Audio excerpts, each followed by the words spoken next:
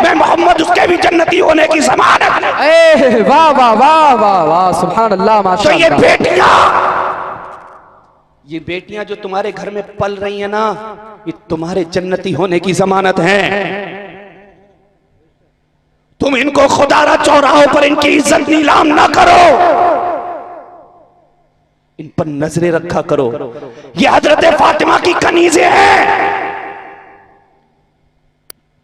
तो पता ये चला अच्छा आजकल क्या होता है, समाज में इतनी खराबी फैल गई है, एक बेटी हो जाए तो कोई बात नहीं सह लेते हैं, जैसे ही दूसरी बेटी होती है उधर दादी का मुंह सुकड़ने लगता है, फुप्पी का मुंह सुकड़ने लगता है, और पूरा घर मुंह बना करके बैठता है। दो बेटी हो गई, अब क्या होगा, अब क्या होगा। खुदा ना खास्ता अगर तीसरी बेटी हो जाए तो फिर बात इतनी बढ़ जाती है कि शौहर भी उससे मुंह चिढ़ाने लगता है, और अगर किसी के खुशकिस्मती से चौथी बेटी हो जाए तो बात तलाक तक आ जाती है। तलाक, अरे मेरे भाई, जब नबी ने वो बेटियों के पैदा होने पर जन्नती होने की जमानत ली, तो फिर तू क्यों मुंह बिगाड़ता है? किसने तुझे हक दिया मुंह बिगाड़ने का? हैं? वही जम्मे का पीर लगा हुआ था। और ये बेटियां मुंह ना बिगाड़ा करो, अल्लाह की रहमत हुआ करती है बेटियां। एक शख्स था, 6 बेटी हो गई उसके घर, 6, बड़ा जालिम, बड़ा जाबिर था। 6 बेटियां पैदा हो गई उसके घर। अब जब 7वीं बार उसकी बीवी हमल से हुई, प्रेग्नेंट हुई, तब अपनी बीवी के पास आकर के कहता है, बड़ा जालिम था, आकर के कहता है, सुन, अगर अब 7वीं बेटी पैदा हो गई तो तुझे और तेरी सब बच्चियों को घर से निकाल करके बाहर कर दूंगा, समझ ले। इतना गुनाहगार, इतना जालिम था, जो कहता था वो करता था। औरत थी, किसके सर जाती, किससे कहती। अल्लाह अकबर, जैसे ही उसको धमकी मिली ना, उम्मीद से है, अब बिठा दिया है मुसल्ला रब की बारगाह में, इशा की नमाज पढ़ी है और सजदे में सर को रख दिया है, और मौला से अर्ज करती है, मेरे करीब, तूने मुझे एक बेटी दी है, मैंने खुशी खुशी कबूल कर ली। तूने मुझे 2 बेटियों से नवाजा, मैंने कोई शिकवा नहीं किया। तूने मुझे 3 बेटियां दी, मैंने कुछ नहीं कहा। तूने मुझे 4 बेटी दी, मैंने कुछ ना बोला। मौला तूने 5 दी, 6 दी, मैंने कोई ज़बान शिकवा नहीं खोली है। ए मेरे करीब, अब अगर 7वीं बेटी हो गई तो इन बेटियों के बाप ने कह दिया है, इनको भी निकाल देगा, मुझको भी निकाल देगा। ए मेरे मौला, ये बेटी पैदा करना कोई मेरे बस में तो नहीं है। मेरे करीब, ये तो तेरा काम है। तू जिसे चाहता है बेटी देता है, जिसे चाहता है बेटे देता है, जिसे चाहता है दोनों देता है, और जिसे चाहता है कुछ भी नहीं देता है। मौला, ये तो तेरे इख्तियार में है। ए मेरे करीम, या तो फिर मुझे 7वां बेटा दे देना, मेरी बेटियों की इज्जत का सवाल है, या मेरे मौला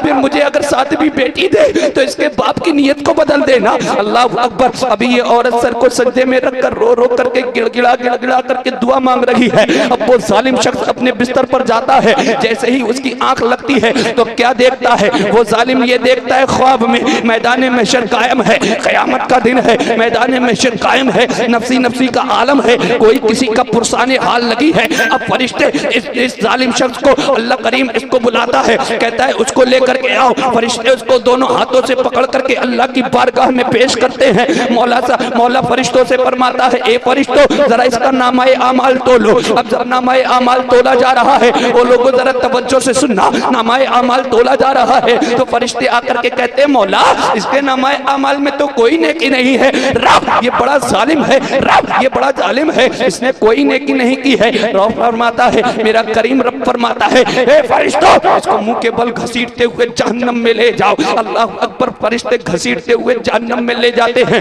और जैसे ही जहन्नम के पहले दरवाजे पर पहुंचते हैं, ये शख्स क्या देखता है?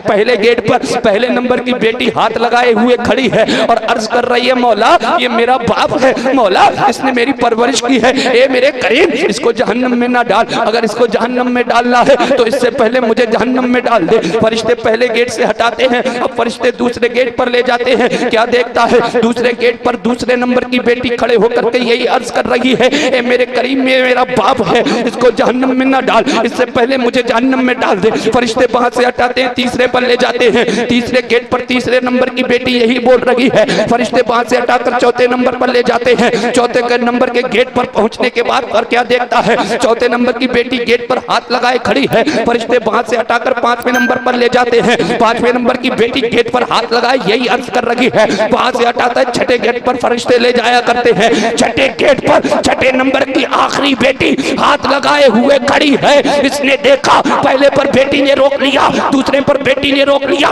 तीसरे चौथे पांचवे पर भी रोक लिया, अब छठे पर सबसे लास्ट वाली बेटी ने रोक लिया। अब फरिश्ते वहां से हटाते हैं और सातवें गेट पर ले जाते हैं। सातवें नंबर के गेट पर जैसे ही पहुंचते हैं तो ये क्या देखता है कि सातवें नंबर का गेट बेटी से खाली है, वहां कोई बेटी नहीं है। ये जहन्नम की आग को देखता है, घबरा कर उठ जाता है और जैसे ही उठता है पसीने में सराबोर होता है। जैसे ही आंख खुलती है तो फिर सर को सजदे में रखकर कहता है, मौला अब मुझे सातवें नंबर का बेटा नहीं चाहिए, मेरे करीब मुझे सातवें नंबर की बेटी अता। वाह वाह वाह माशाअल्लाह। नारे तकबीर, नारे रिसालत, मसलके आला हजरत, मसलके आला हजरत, नारे हैदरी, मुफ्ती जाफर रजा साहिब क़िबला, नारे तकबीर, नारे रिसालत। वाह वाह। सातवें नंबर की बेटी। बेटियों को तुमने ऐसे ही समझ लिया है, मुंह बिगाड़ते हो, बेटियों की पैदाइश हो जाती है मुंह। आप क्या सोचते हैं आप खिलाते हैं इनको? अरे यार, खाना खिलाने का जिम्मा अल्लाह ने ले रखा है। अल्लाह तुम्हें खिला रहा है तो अल्लाह उन्हें भी खिलाएगा। बेटियों की पैदाइश होती है घरों में तो मुंह चिढ़ने लगता है, और बेटों की पैदाइश होती है बड़ा 1-1 किलो के मीठे के डब्बे बांटते हो। बेटियों की पैदाइश पर जलेबी भी नसीब नहीं होती। क्यों करते हो ऐसा? खुदारा इंसाफ से काम लो। बेटियां अल्लाह की रहमत हुआ करती हैं, जहन्नम की जन्नत की जमानत हुआ करती हैं, जहन्नम से निजात दिलाने वाली हैं ये बेटियां।